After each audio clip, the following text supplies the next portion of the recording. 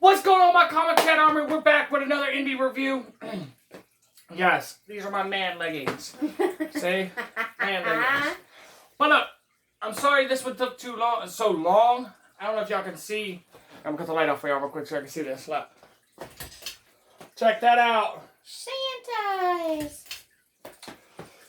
But alright, this one took so long because of work, holidays, and everything else. And there's a lot of books, too. Right. I mean, this wasn't just one book, 2 books. There's like 5, I think. Yep. 5 books from Silverline. Did you hear it? That's what you read. Start off. We're going to kick it off with Carrie. I read that one, too. Alright, come on, just go ahead. Sniper and Rook. Yeah, I don't see it. It's really hard to see. Can you guys see it? You hold it. I'll hold it in. Good story. I actually enjoyed reading it. Basically, just a quick rundown. It's about Rook and Sniper. Their nicknames. They are like trained assassins, I'm guessing is what they are. And with the Pentagon, they kind of start falling for each other, and their first mission is to save the president, who's being held hostage by Soviets. Kind of that's all I'm going to get into. The artwork leaves a lot to the imagination. Very vague, simple. I mean, I do like the artwork. I just wish it had a little more detail, especially when it's black and white. But I mean, I would definitely continue reading it. Yeah, I would. It just kind of has that vibe and feel of like a lot of those movies we see nowadays. But yeah, I definitely recommend it. I enjoyed it. And this was probably my personal favorite out of the stack. Cat and Mouse. 1 and 2. There you go. It is about the, this guy right here. I forget his name. What was his name? Oh, God. Yeah, you have to ask it. Yeah. Brett Huffman. Brett Huffman. He got into the police academy. That is his dream. He was trying to, he was engaged. Yes, he was engaged. I'm not going to tell you all about that, but he was engaged. And his lifelong dream was to be a cop. He got the chance to be a cop. And, what's her name? And his girlfriend's sister keeps disappearing. Her name is Jenny. Bobby. I think his girlfriend's name's Jenny. Yeah. And she keeps disappearing. Something like that. And she found an assassin guild called the Black Widow. Black Widows? No, not Black Widow. Widows. And the den mother, I guess you could say, is called the Widowmaker. But this is a really good book. They talk, like, it's in old Louisiana. They talk about Marie Laveau. Nolans. Yeah, they talk about Marie Laveau.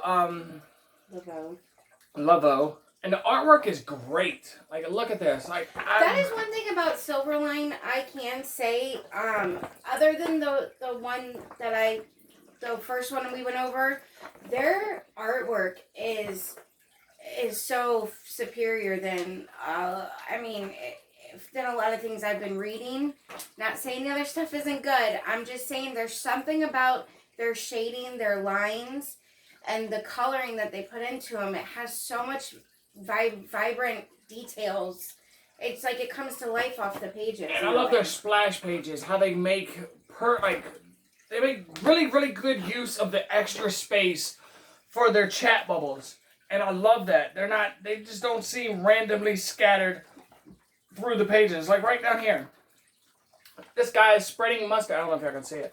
This guy is spreading mustard on his hot dog with a knife. Look at that just small detail. Little mustard on his jacket right there. It is just beautiful coloring, and just see the empty space over here where they just put their word bubbles. It doesn't seem random. Some books I've read just scaling is really good. Right. Everything is great and proportioned. And this lady's blue eye must come into place somehow. I don't know. It doesn't explain it in book issue 1. I'm so glad I got issue 2 because that one leaves you on a cliffhanger. And this one tells you more of Bobby's backstory. And it's kind of a tragic one. And kind of tells you why she runs away. And while she's just kind of looking for her purpose in life. I'd really pick up I would pick up number 3. I don't know how many issues is in this series, but it is a great one. Like, look at the coloring in that one. Yeah, like I'm her trying to suit show and them stuff. the back page. I think there's a lot more to this Widowmaker character because what's his name again? Brett is explaining something to Bobby, and they go back and look, and what he was telling her, we as the comic book readers seen it. It was there. We know it was there, but when he took Bobby back to show it to her, it was gone. So it's like maybe that eye has something that can control your mind or make you see things that's not there. I don't know. But I've got a lot of questions. A lot of good questions. Yes. We both enjoyed this one. Bloodline, this was my favorite. Like, this was my favorite. Now, I like all of I did enjoy Cat and Mouse from what I read. I will continue to read it. Sniper and Rook, I would continue to read it. The detail in this one compared to the other black and white I read, oh my gosh. And I have to use the word because I got excited about it. They're onomatopoeias. If anybody doesn't know what an onomatopoeia is, it's a noun that describes a sound. So like smack, thud, all of that. They put in so many different onomatopoeias, and especially in this book. But basically what it's about is a underground, they're called fangs and changelings, and anyways, it's an underground world of vampires. And Dugan is basically the guy who brings them. He's the one that catches the bait, the girls, so to speak. Well, I'm not going to say a specific one that he brings, but it kind of forever changes who he is. And he becomes a part of the resistance and taking the underground world down. I don't want to give any other details, but please read it. It's so good. This is oh my god, it's probably one of the best ones I've read yet. Out of all the indie books, this is the one.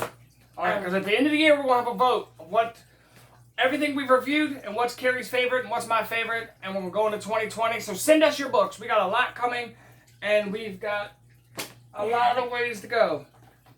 Do you want to tell them about that? Kayless, the artwork again, very good. I couldn't get into this one. I just couldn't get into it. I read parts of it, over half of it. I just couldn't get into it. Not trying to down Silverline because everything else we read is really dope. It really is. I really love the colors in that page.